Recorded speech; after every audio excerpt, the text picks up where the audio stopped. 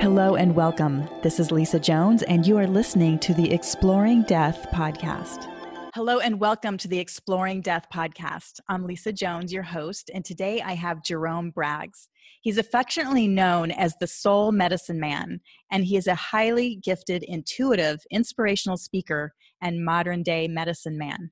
In 2005, Jerome was diagnosed with AIDS and kidney failure, then given 48 hours to live. On his deathbed, Jerome had a near-death experience in which he was told the key to true healing and well-being: to come back home to your soul. That experience catalyzed a multi-year rite of passage where he learned how to truly heal himself and create a deeply delicious life through the practice of coming back home to his soul. Today, Jerome uses his intuitive gifts and the wisdom he gained through his journey to teach people around the world how to heal and live deeply well and delicious lives through the miraculous practice of coming back home to the soul. Welcome, Jerome. Thank you for having me. I'm really excited to be here. It's a deep honor for me. Oh, well, thank you. I feel such a deep honor. Like I said, we were chatting earlier and I had followed you on Facebook. Again, I'm not quite sure how our paths crossed, but I am such a fan of yours and your journey, and I'm so thrilled to be able to showcase you here on Exploring Death and to talk about just your miraculous, truly miraculous experience that you had. So where do you want to begin? There's so much to talk about. Yeah, when you talked about exploring, just the very title of your podcast, Exploring Death, I was just really excited about it because the topic for me now has become one of my, juicy topics. It's something I love to explore with people, something I love to talk about. Not just my own experience with it, but what we all think about it, and to kind of heal some of the misperceptions and the fears we have around the whole aspect of it. Absolutely. Absolutely. And again, you had your near-death experience. I had a shared death experience, where I was able to travel and see my husband who died, entering. I didn't see him come in, but that was the catalyst for this whole awakening for me. And I think for people that haven't had that experience, it's as well as we can explain it. There's no explaining it, right? There's no way to help people really grasp that. But I love, again, it's my juicy topic too, to talk about. I finally have just given in. Okay, I'm the death lady, right? I talk about death. I get excited about death. I'm here to shine light on death. But that's my joy. That's what I love to do. And like you said, to relieve and help people get away from the fear of it. Because I think the more that you can face death, especially your own, the more you can fully live. Otherwise, you're kind of like got the brakes on, right, throughout life. Yeah. And you really don't get that opportunity to just, bear it all and go running forward and just embracing it fully. Yeah, we've been very socialized into, again, it's a huge misperception, but it's a horrific one around death and what it is. And, when not just from my own experience, but what opened my intuitive gifts, especially my mediumship gift, opened after my near-death experience. And I've talked with probably hundreds of souls on the other side now. And one of the things that, is really boiled down to, almost every one of them that I've talked to has said something around the aspect of death is actually fun. It's there's an acronym that was kind of, I learned around it, which was death is actually divine expansion and total healing. So you expand into your, what you just expand into the fullness of your divinity, which is your soul when you cross over. And all of the aspects, all of the fears, all of the limiting beliefs, all of the wounds, all of the illnesses and diseases, all of that completely heals in the process. And you're just in this element of your higher vibration, which is a blissful vibration. And so it's really fun. It's actually not something that, it is the opposite of what to be afraid of, but we have been so conditioned to fear it. And now it's not something you want to go into, prematurely, like before you're actually wanting Right. to go when you're ready. Because this human experience can be just as fun, Right. um, but and just as healing. But it's not, there's more coming into the collective around it just being a doorway to the next experience, and it just being a part of the process of life. Actually, it's not something that happens to life. It's something that happens inside of life. Ooh, I like Um, that too.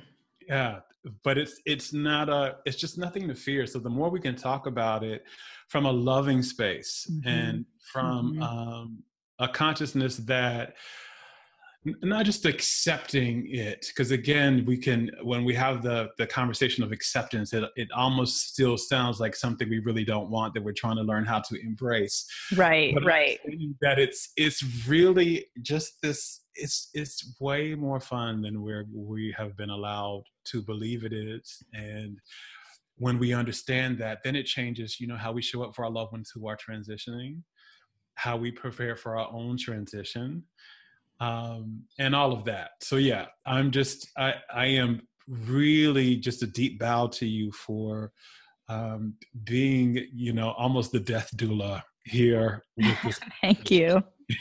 Thank you. It's interesting. I just actually took a death doula training, and not necessarily to become a death doula, but again, the fascination I have with this topic, and it expanded my understanding so much. I now know how to take care of a dead body, with dry ice, and how to, really prepare and preserve that body for just the expression of love and devotion that everybody felt toward that person. And it was so deeply healing, because again, like when my mother died in the hospital, it was like after 5 minutes they're like, okay, get out, we need to clear the room. And it was like, what?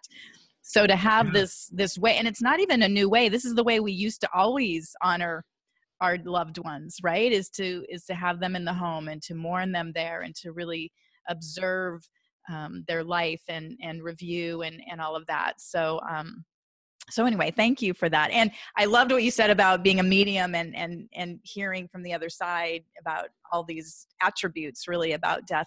Because the biggest thing that, oh goodness, just a second. All right. Wow. We're going to take a 5-second break. That's never happened before. So one of the things you mentioned about being a medium and finding out that, there are all these benefits to death, or, it's much more fun than what we've been led to believe. But also what I've received when I've channeled people from the other side is they seem to have a theme of like, wow, if I would have known what I know now, I would have lived life so much more fully than I did. I put the brakes on every step of the way. I was fearful. I was afraid of going big, or trying to really, just do what my soul kept calling me to do, for that fear factor. So I think what's so exciting about talking about death is once you kind of peel back the layers, you're more, like you said, more fully able to live life out, and to embrace life in a new, more fulfilling way than when you're kind of tenuous about what's to come.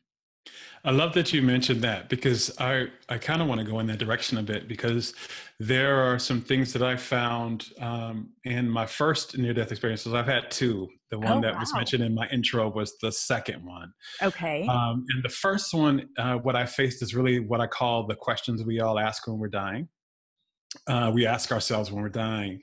And it's about, usually there are about 3 to 4 of the main ones in there. Was I really happy with the life that I lived? Did I really fully be myself in my life? Like, did I live my life my way and for myself?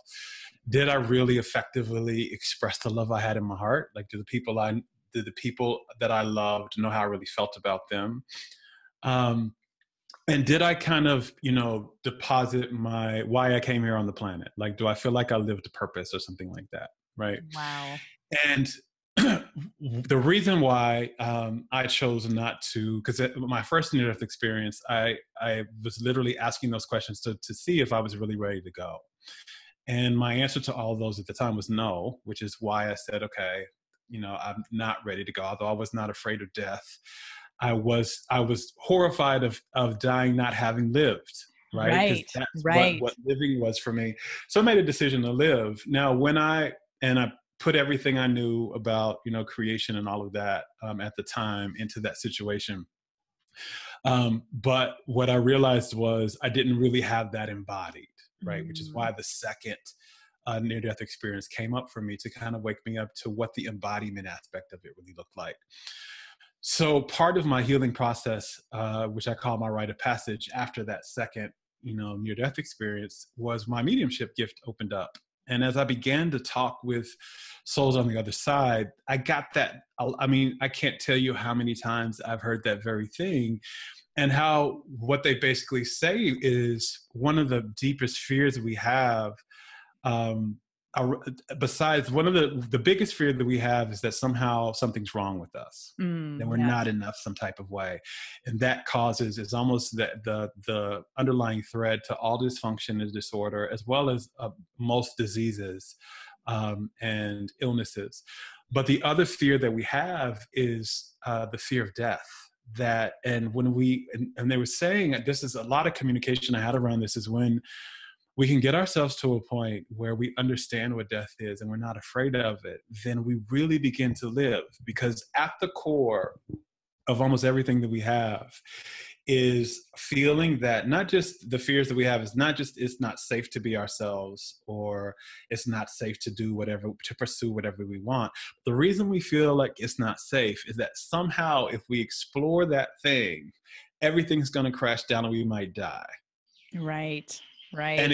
if we can take away the we might die aspect of things, it will just eliminate a lot of our resistance and our imprisonment that we hold in our lives, and we can begin to really live more deliciously and fully, and follow our dreams and share our hearts, and not be so worried about what somebody's going to think or what's going to happen. Because if death is no longer, the thing that you're so afraid of, then you begin to show up. You begin to really show up in this life like you intended to when you came. That's right. I love it. And I love those 4 questions that you asked at the beginning, when you faced your first near-death experience, because I think that's so true. And that's a week before my first husband passed away, that he came to me in absolute tears and just said, "Oh my God, I so regret my life's work. I wished I had helped more people." He said, "I was pushing numbers around on spreadsheets for a large corporation." And it was crushing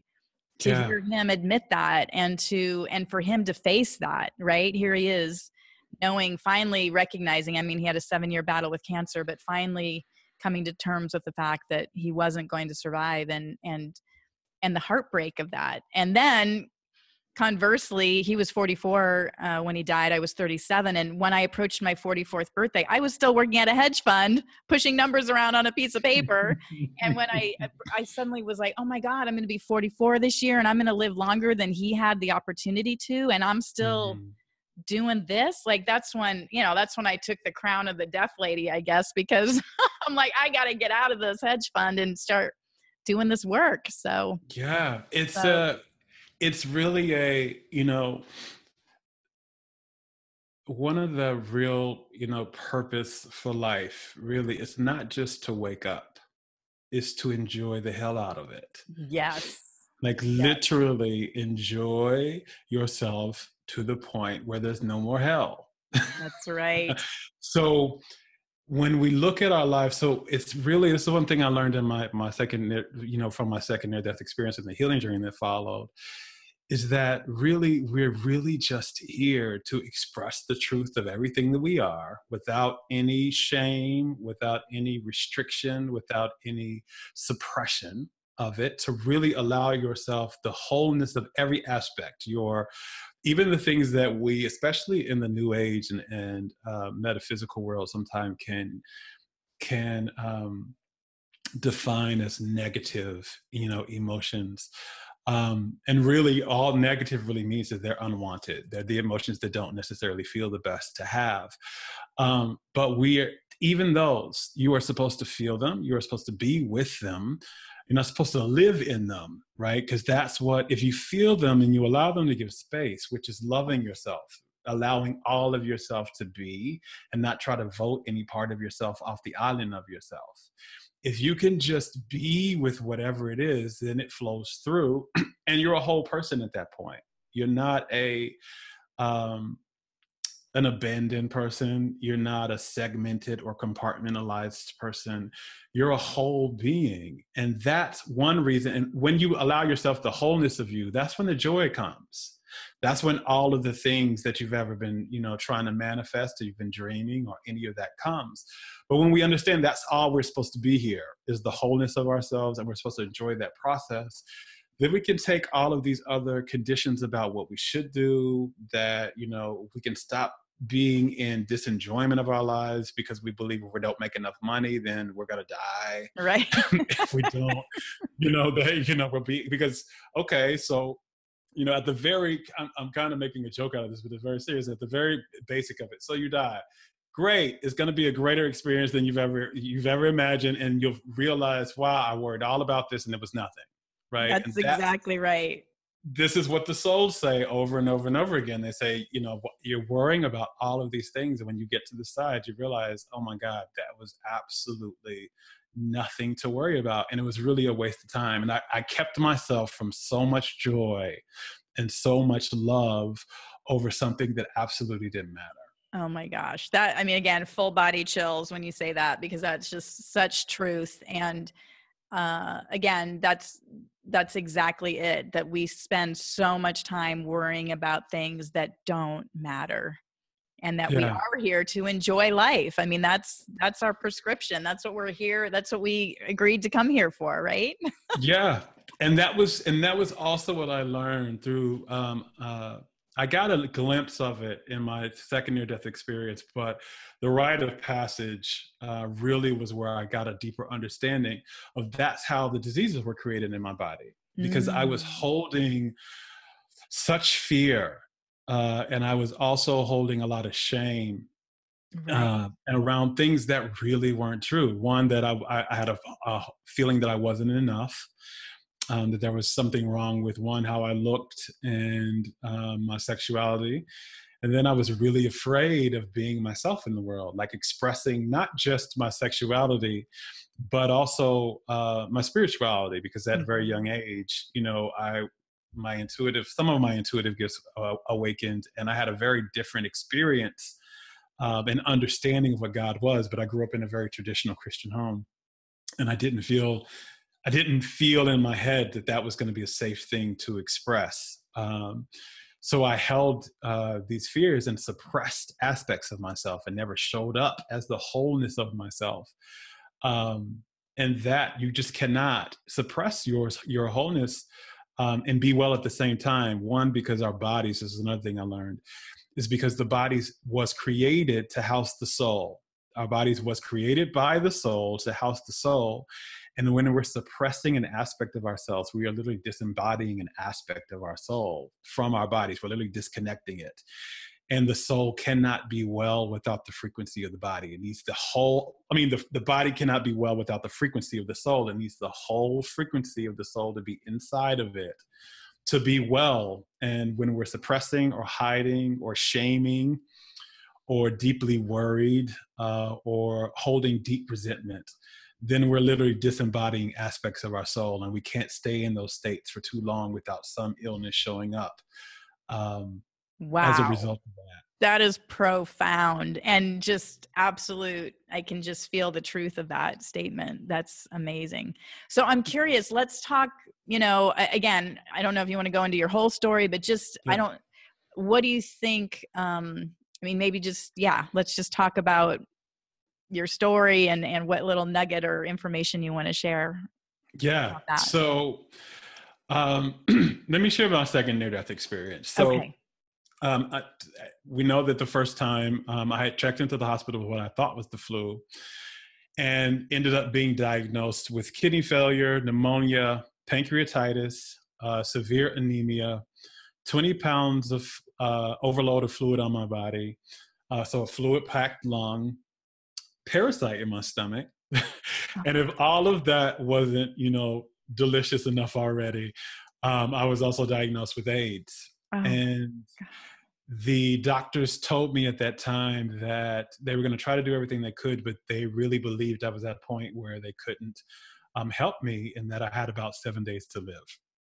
And that's when I asked those questions on my deathbed, because they left me to kind of get my affairs in order. And that's when I asked myself those questions and realized, I hadn't lived. Although I was young, I was 24 at the time. I still was not. I was used to hiding and suppressing myself. I was used to, really just shutting my entire life down and not being an embodied soul on the planet. And so I decided I was going to throw everything I knew about the law of attraction and creating reality and all that at my experience. And in 3 months, it worked. I was fully healed. My kidneys were fully back. They couldn't find any HIV or AIDS in my system anymore. And I thought I had it all figured out. I thought I knew everything. I thought, yes, we can create. Yes, I know, all of this. And I had a very strong sense of that. But a year and a half later, I found myself back in that same hospital with the exact same team of doctors, with the exact diagnosis to the T. And when I mean to the T, even to the T cell count, I had the exact same thing. Wow. And instead of 7 days, this time I had 48 hours to live. And I knew this time that if I had all of this again, and if I had healed and was being called a miracle child, and the doctors were saying they wanted to do write-ups about me, but I had found myself back in this same situation. This is not a normal situation where people have these illnesses all together and to the exact same kind of T of how they were manifested. I knew that it was a message. I knew that there was something my soul was trying to get my attention to that in my life that I had been trying obviously very hard not to pay attention to and listen to. So I asked, as I was sitting, on my bed, and I was getting ready they were going to try to do a surgery to try and help, at least extend my life a little bit. But again, they thought I had 48 hours. Mm-hmm. So as I was sitting there waiting for them to come get me for this surgery, I said, I just put it out there to my soul. I said, okay, what is it that, you want me to pay attention to here? I'm really ready to listen. And also, I want to know something. I want to know not just how to heal. I want to know just how to survive, because surviving, obviously I'm back in the hospital. I want to know how to thrive. I want to know how to really live well. I don't just want to heal. I want to live well from now on, and not just well in my body, but well in my life. That's when I had the near-death experience. That's when, right after that, I began to notice that I couldn't tell anymore where my kind of hand stopped and the hospital bed began, where the difference between the IV drip and my heartbeat. Like, I literally started to feel one with everything in the room. I felt like everything was a part of me somehow. And I saw the light, and my experience was a little different because I saw it was the brightest light I've ever seen, but it was also the darkest dark I've ever seen at the same time. It was like this kind of symbiosis, if you will. They were working together. And when I had that, when the light and the dark came in and the oneness began, I heard the voice of my soul. It was very, it wasn't loud, but it was very clear. It was kind of the only thing I could hear. And it sounded a lot like me, but the non-neurotic me, the me that wasn't, ashamed of his body and all of that. And it said to me, it taught me very clearly, like, a lot about how to push and force things into being. And you've learned a lot about, how to make things happen, but you don't know shit about how to let things happen for you. And it said shit, by the way, And so your soul swears, is that what you're saying? Yes, my soul swore to me. It really did. And it said, you don't know anything about how to do that. And that's about letting yourself really be loved by all that is. You don't know anything about that, but you're going to learn.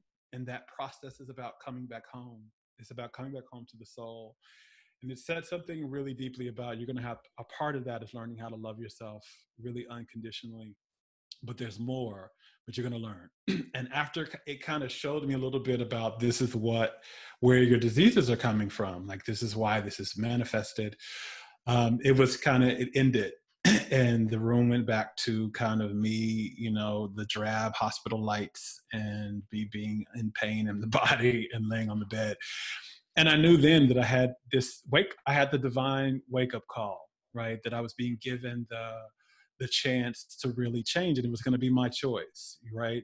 Was I going to take this journey of coming back home to the soul, even though I didn't know anything about what that was, and loving myself, which I also didn't know anything about what that was, or was I going to continue how I was? And I knew that if I continued, then I was going to die.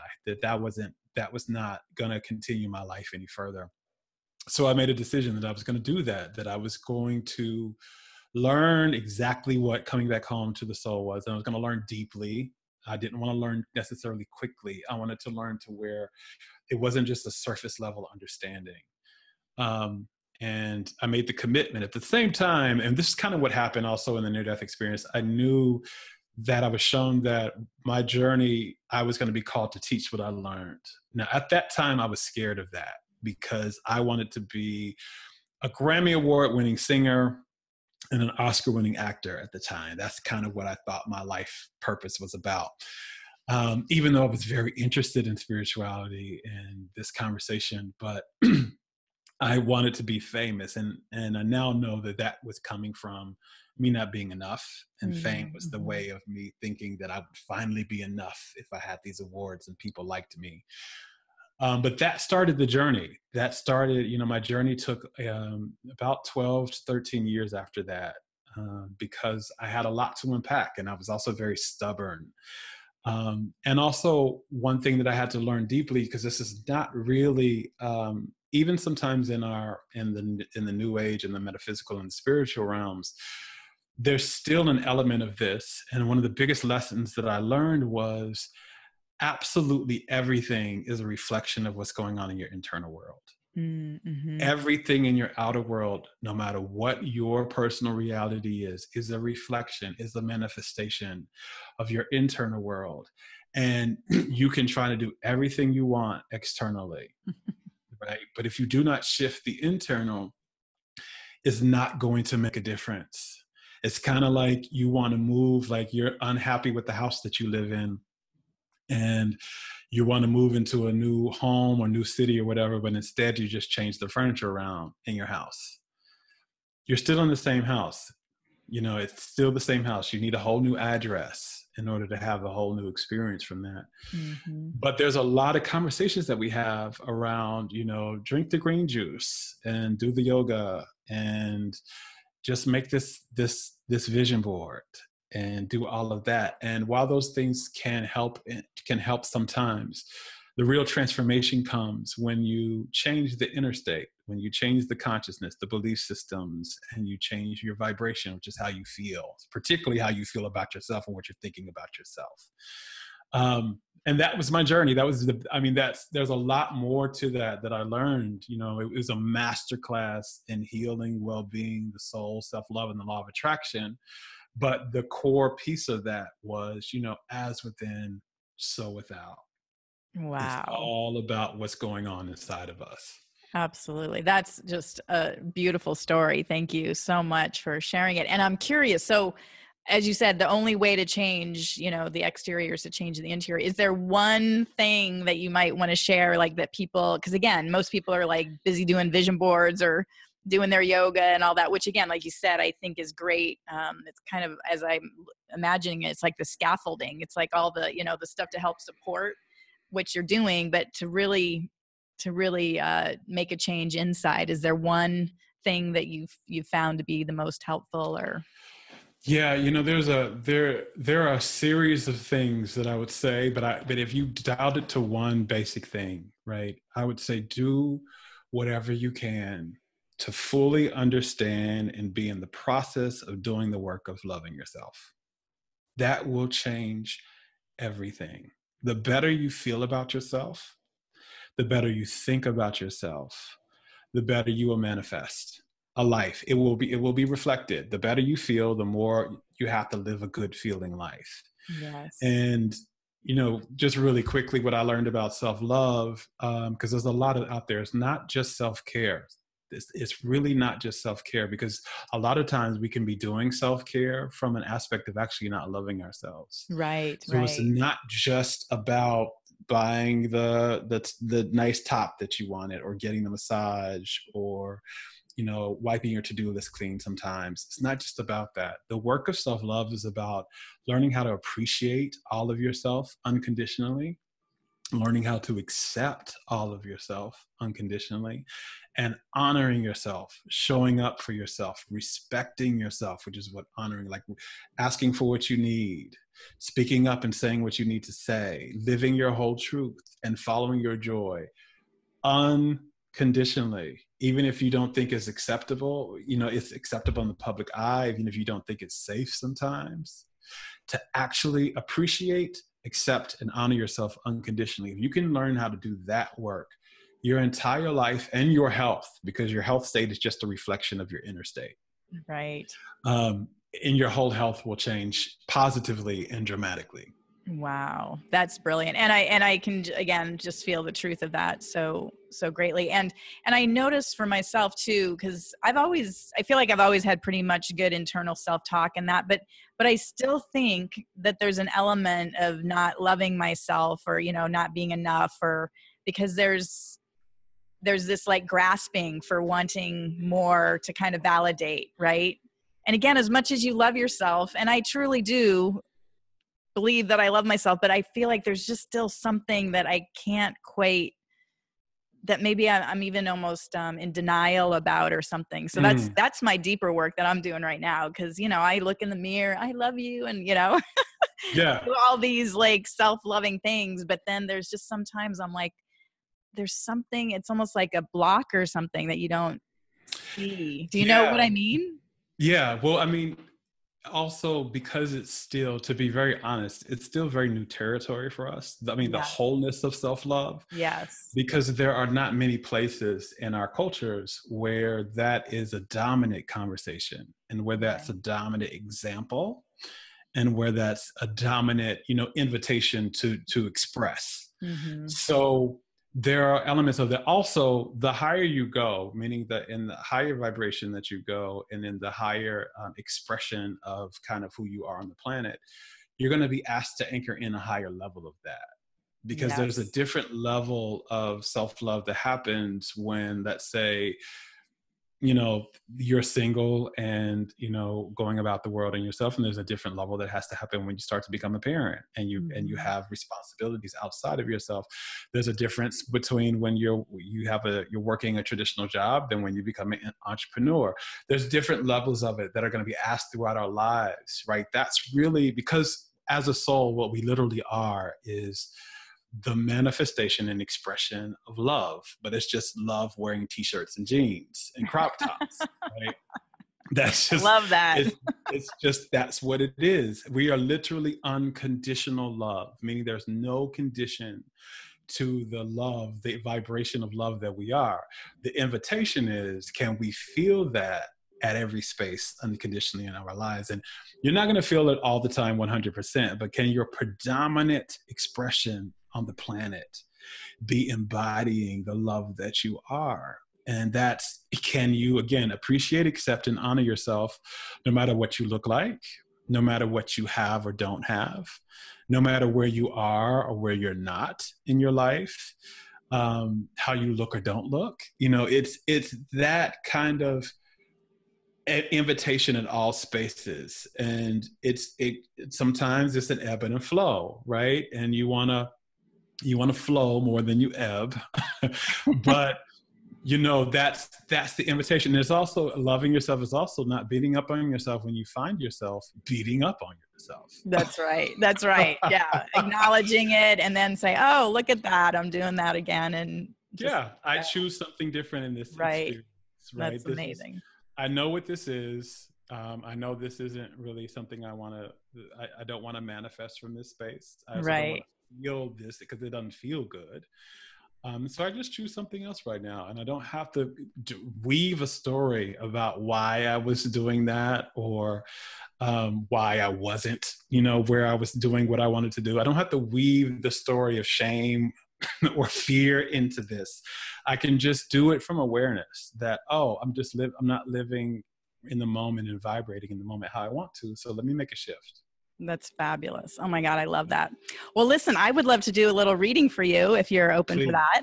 Awesome. Please. Is there anything specifically you'd like me to try to tell you, or just a general, see what comes up? There's a part of me that wants a general, and then there's also a part of me that wants to know. So they're literally equal footing on this. So there's a general that's also, I'm always wanting to know, how can I experience more of the vision of health and wellness that I'm holding for myself? Okay, let's start with that. So how your vision of health and wellness for yourself, and we'll just see what comes up. Okay. Well, the first card it's interesting. It's this is the blockage card usually, and it's adventure. So I'm kind of getting that. I'm trying to figure out how is it your blockage card. It's almost like what they're telling me is that it's almost like you're looking for more adventure. It's like you're like, it's not good enough the way it's presented itself to you. Does that make sense? Mm-hmm. It's like you want a really dynamic, like, again, after having these 2 near-death experiences, it's kind of like, well, where's the Shazam? You know, like I need more of that kind of epic adventure that's coming your way. So they're saying like that's where you're blocked. Like you don't need that kind of thing. You know, like that's what it is. And that so your action card is inspiration. And it's really to look for the inspiration that's all around you all the time, right? I mean, miracles are happening at every single thing that you look at. And that's really where you'll find that. And then, oh my gosh, this is great. Your outcome card is grace, you know, which is just being fully you and just being the grace of Jerome and just allowing it to flow exactly the way it's flowing, and that it doesn't have to be some epic adventure. It can just be sitting and just looking at the clouds, or, you know, there's as much of a miracle in that as there is in having that near-death experience. Yeah. How does that resonate? Good. Perfect. Thank you. Yes. You definitely did. Good. Well, gosh, I feel like I could talk to you all day. I mean, my goodness, this is just so much fun to chat with you about. How can people get a hold of you? Are you doing, you know, or what do you offer people?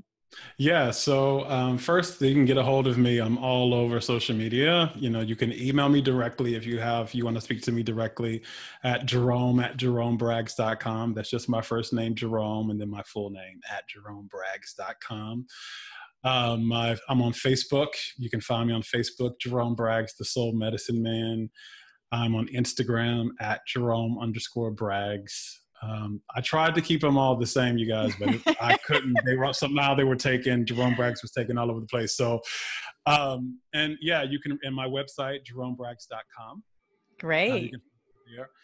And I work with individuals. I do private sessions. I also do group work, as well as speaking engagements. And if I help people either manifest a more delicious life for themselves or heal something that they're wanting to heal, whether that's in their lives or their bodies. So if anyone is out there and they're interested in any of that and how to be a more embodied soul on the planet, please feel free to reach out. I do videos and write posts and blogs and all of that. So you can find me all over the internet. All over the internet. And I love following you on Facebook. You're always so inspirational. You always have so many beautiful, wonderful. I'm just like, yes. Always giving you the big love, click on that. So, and we'll have all those links below on the podcast so people can just click and connect with you. And again, Jerome, it's been such a pleasure. And I'm sure we will cross paths again because this has just been way too much fun. Thank you so much. This was a deep honor and it was fun. Great. Good. Very joyful, right? Yes, very much so. Well, thank you for listening to Exploring Death podcast with Lisa Jones. Thank you for listening to the Exploring Death podcast. This podcast is for entertainment purposes only. Before you make any financial or legal decisions, consult a professional. This show is copyrighted by Exploring Death.